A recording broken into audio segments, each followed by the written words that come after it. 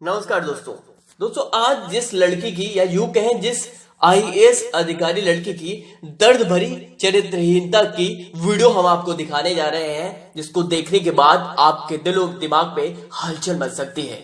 लेकिन इससे पहले कुछ चंद लाइनें आपके लिए पेश करता हूं। रख हौसला, वो मंजर भी आएगा, प्यासे के पास चलकर समंदर भी आएगा, थक कर ना बैठ है मंजिल के मुसाफिर, मंजिल भी मिलेगी और मिलने का मजा भी आएगा। जी हाँ, ये चरित्रहीनता की कहानी है एक यूपीएससी टॉपर आईपीएस बनी लड़की की। गरिमा एक 24 साल की लड़की जिसके सपने आईएएस बनने के थे, वर्दी पहनने के थे। एक दिन गरिमा के पिता घर आते हैं और बताते हैं कि आज उनके ऑफिस में अग्रवाल जी आए थे और अपने बेटे के बारे में बता रहे थे कि उनका बेटा दिल्ली में ही एक अच्छी कंपनी में सेटल्ड है। इतना कहकर गरिमा के पापा गरिमा की ओर इशारा कर गरिमा की माँ से बोलते हैं कि क्यों ना हम अपनी गरिमा के रिश्ते की बात अग्रवाल जी के बेटे से चलाएं।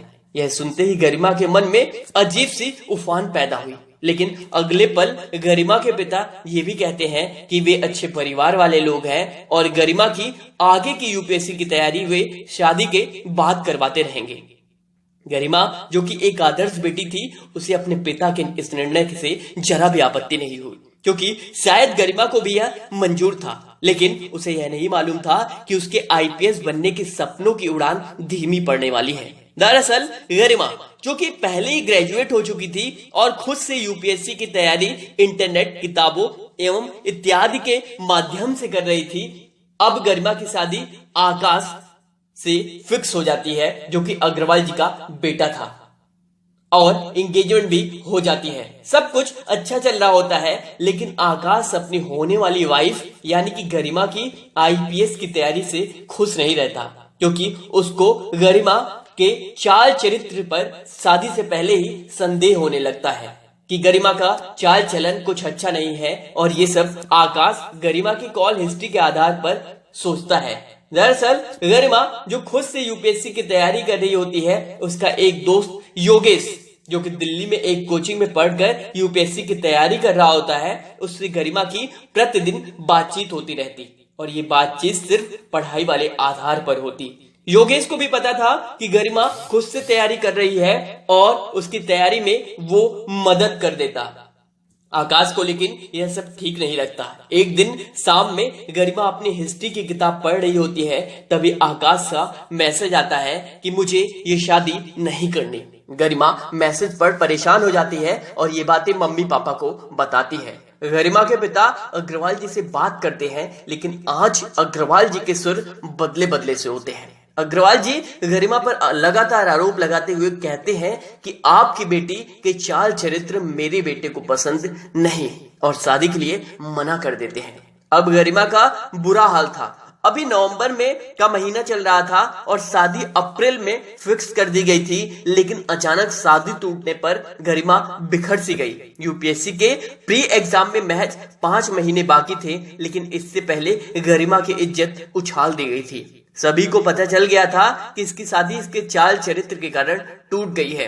योगेश जिससे गरिमा की पढ़ाई के बारे में लगातार बात होती थी, वो गरिमा को समझाता रहा कि तुम्हारा सपना आईपीएस बनने का है। बतौर एसपी, बतौर पुलिस कप्तान तुम यह सोचो कि यदि इससे बड़ी बड़ी भी समस्याएं तुम्हारे सामने आएंगी और अगर ऐसी टूटती रही तो उस जिले का क्या होगा जिसकी तुम पुलिस कप्तान होगी।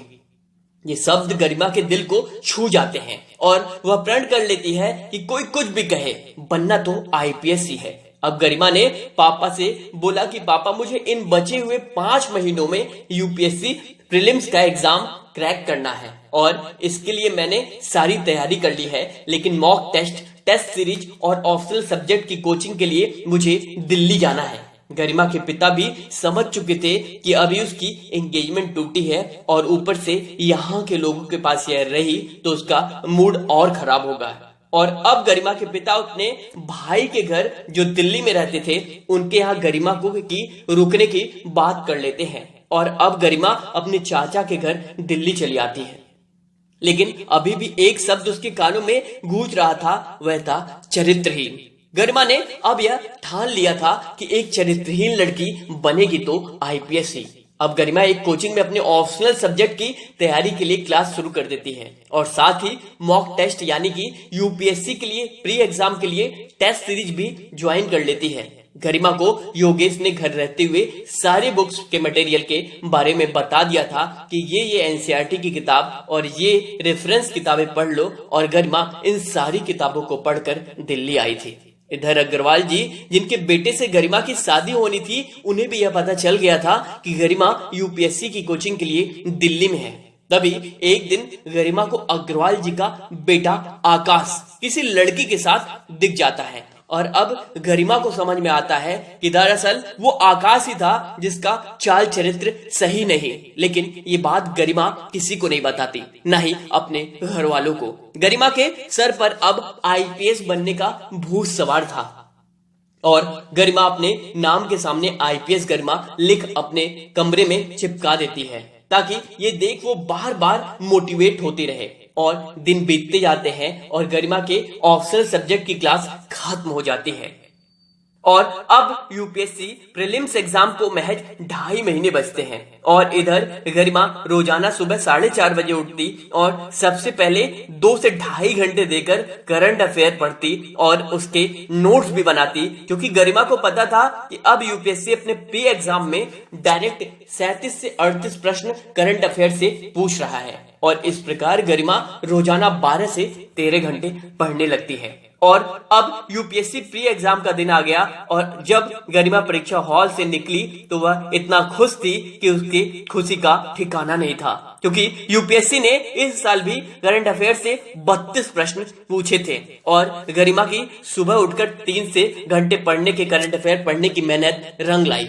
घर आकर गरिमा को पूरा यकीन हो गया था कि उसका यूपीएससी प्रीलिम्स एग्जाम क्वालिफाई हो रहा है और उसी दिन से गरिमा मेंस की तैयारी में लग जाती है।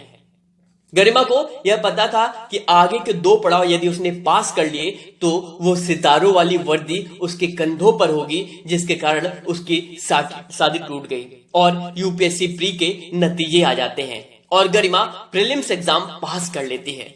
धीरे धीरे कड़ी मेहनत से गरिमा अपनी कोचिंग मॉक टेस्ट में भी अच्छा स्कोर लाती है और अब मेंस एग्जाम का दिन भी आ जाता है और गरिमा मेंस भी पास हो जाती है। और अब बारी इंटरव्यू की थी, लेकिन इंटरव्यू में कुछ अजब ही हुआ। दरअसल गरिमा जैसे ही इंटरव्यू के लिए पहुंचती है, बातों बातों में गरिमा अपनी टूटी हुई शादी की बात बोर्ड के सामने रख देती है और इंटरव्यू बोर्ड के लोग लगातार गरिमा से उसकी टूटी हुई शादी पर प्रश्न करते हैं। और एक मेंबर ने यह भी पूछा कि क्या हिंदू विवाह में एंगेजमेंट को भी कानूनी मान्यता मिलनी चाहिए। इस पर गरिमा ने जोरों से अपनी बात रखी और यह भी कहा कि भारत में ऐसे हजारों लड़कियां हैं जिनको उनके एंगेजमेंट के बाद बिना किसी कारण के शादी टूटने का सामना करना पड़ता है। ऐसे में यह भी एक अपराध की श्रेणी में आता है कि आप जब चाहो तब शादी की आधी रस्म कर लो और जब चाहो तोड़ लिया। इस प्रकार इंटरव्यू खत्म हो जाता है और गरिमा फाइनल रिजल्ट का इंतजार करती है। और अब आज फाइनल रिजल्ट भी आ जाता है और गरिमा यूपीएससी की परीक्षा में 238वीं रैंक लाकर पाती है। और जब यह बात अग्रवाल जी के घर वालों को पता चलती है तो उन्हें यह आभास हो जाता है कि एक आईपीएस बहू को उन्होंने खो दिया है। दोस्तों, जब जब किसी का अपमान हुआ है तब तब उसी ने इतिहास रचा है। खामोशी से अपमान को सहिए और वक्त आने पर अपनी आपकी वर्दी, आपकी पावर उन सभी को जवाब देती है जो ये सोचते हैं कि आप जिंदगी में कुछ नहीं कर पाएंगे। गरिमा यदि आकाश से शादी कर भी लेती तो शायद आईपीएस नहीं बन पाती और बन भी जाती तो शायद सब कुछ ठीक नहीं रहता। इसलिए किसी ने सही कहा है कि जब जब जो होना है तब तब सो। नमस्कार दोस्तों आज